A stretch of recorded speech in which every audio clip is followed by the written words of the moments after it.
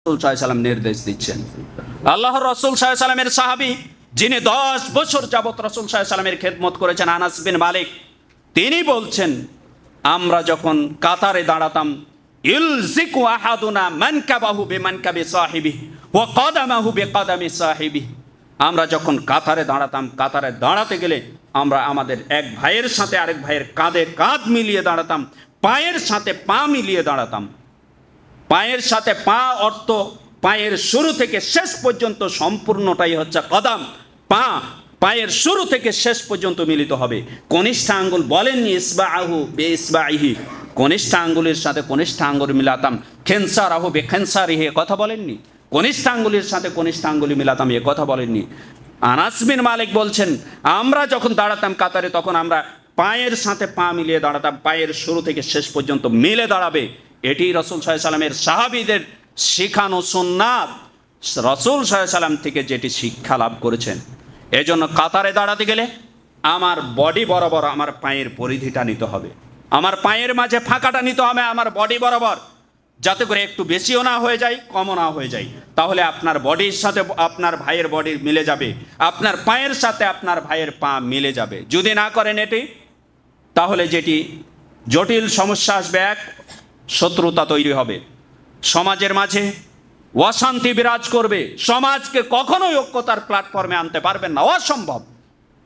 কারণ রাসূল সাল্লাল্লাহু আলাইহি ওয়াসাল্লাম বলে গিয়েছেন, এ কথা আপনি হাজারো বছর গবেষণা করেন, প্রমাণ হবে আপনার এই জায়গায় ঠিক করতে হবে। এই জায়গা যদি ঠিক না হয়, আপনি রাষ্ট্রকে ঠিক করতে পারবেন না, অসম্ভব। সম্মানিত উপস্থিতি, এভাবে কাতারের মাঝে দাঁড়াতে গেলে অবশ্যই খেয়াল রাখতে হবে আমার গোটা বডিটা কিবলামুখী হয়ে দাঁড়াবে। যা হোক, আমরা যে কথা বলতেছিলাম, আজকে সমাজে অশান্তি তৈরি করার মূল কারণ হচ্ছে সলাৎ থেকে আমরা বিমুখ হয়ে গেছি, সলাতই পড়ি না। আবার যারা সলাৎ পড়ি তারা রাসূল সাল্লাল্লাহু আলাইহি ওয়াসাল্লামের পদ্ধতিতে সলাৎ পড়ি না।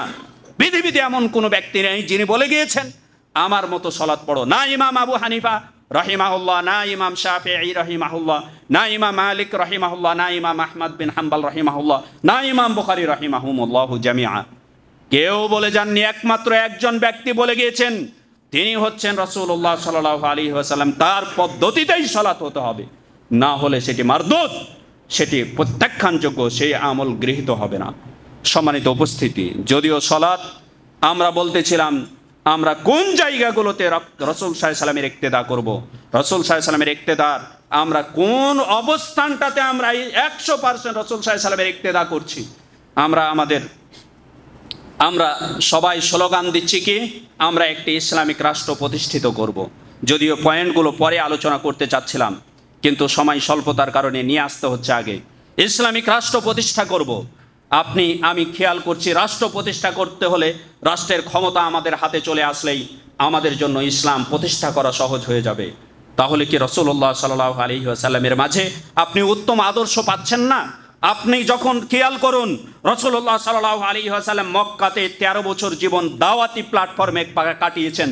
তার 3 বছর তিনি গোপনে দাওয়াত দিয়েছেন, 10 বছর তিনি প্রকাশ্য দাওয়াত দিয়েছেন। এই দাওয়াতি মাজালে তাকে দাওয়াত থেকে যাতে করে এক আল্লাহর দিকে দাওয়াত না দিতে পারে, তাওহীদ প্রতিষ্ঠিত না করতে পারে, এজন্য যত প্রকার হুমকি ধামকি, যত প্রকার নির্যাতন সব চালিয়েছে কুরাইশরা। শেষ পর্যন্ত ব্যর্থ হয়ে তাকে প্রস্তাবনা দিয়েছে, তুমি যদি চাও, মক্কার বড় বড় কুরাইশরা একদিন কাবা চত্বরে বসে আছে এবং রাসূল সাল্লাল্লাহু আলাইহি ওয়াসাল্লামকে ডেকে পাঠালেন।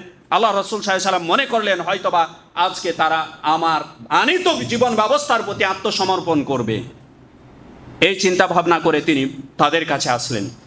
তারা তখন তাকে প্রস্তাবনা দিচ্ছে, তুমি যদি চাও, তোমাকে সবচাইতে মক্কার বুকে ধনবান বানিয়ে দেওয়া হবে, ধনাঢ্যশীল বানিয়ে দেওয়া হবে, এত পরিমাণ অর্থ দেওয়া হবে যা তোমার চাইতে অর্থশীল সম্পদশীল কেউ মক্কার বুকে থাকবে না। তবে তোমার সাথে শর্ত হচ্ছে, তুমি আমাদের দেবদেবীদেরকে নিয়ে, আমাদের উপাস্যগুলোকে নিয়ে কোনো প্রকার কথা বলবে না।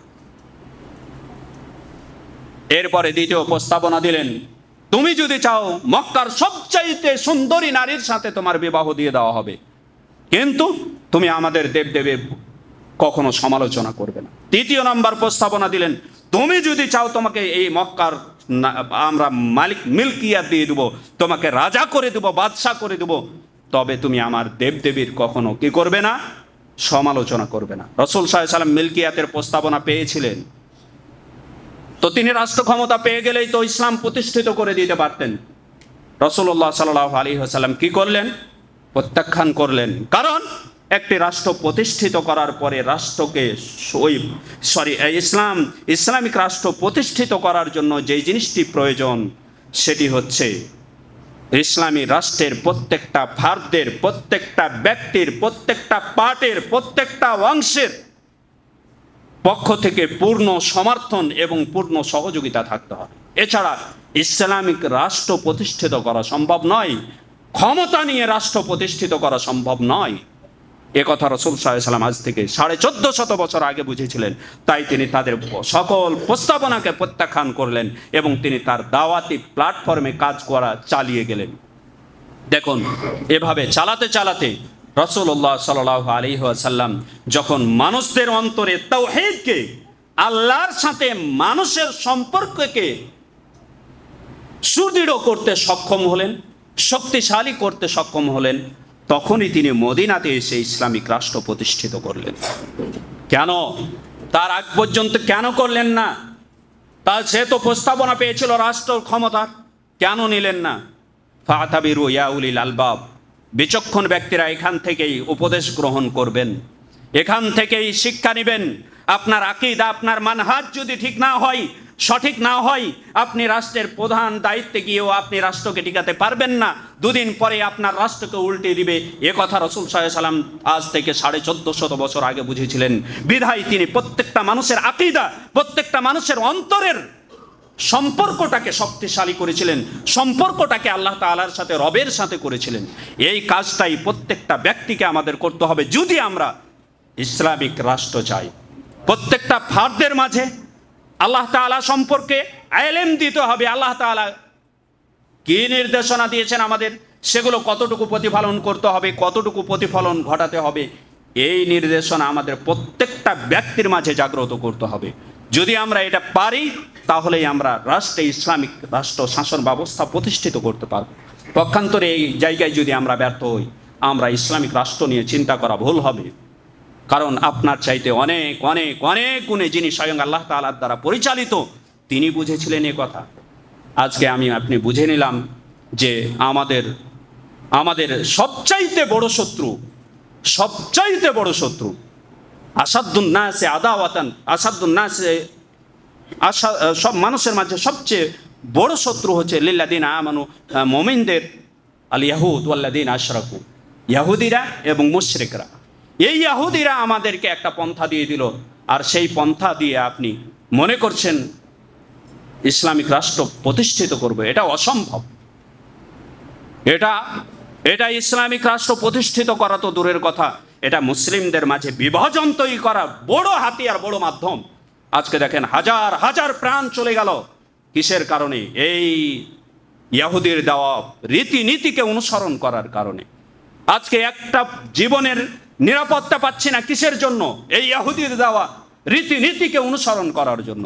এই জন্য ইহুদির দেওয়া রীতিকে কবর দিয়ে আমাদেরকে ইসলামিক শাসন ব্যবস্থাকে প্রতিষ্ঠিত করতে হলে ইসলামিক নিয়মতান্ত্রিকতায় আমাদেরকে প্রচেষ্টা চালাতে হবে। যদি আমরা এটা সক্ষম হই তাহলেই আমরা একটি ইসলামিক রাষ্ট্র এবং সোনালী রাষ্ট্র আমরা সমাজকে উপহার দিতে সক্ষম হব।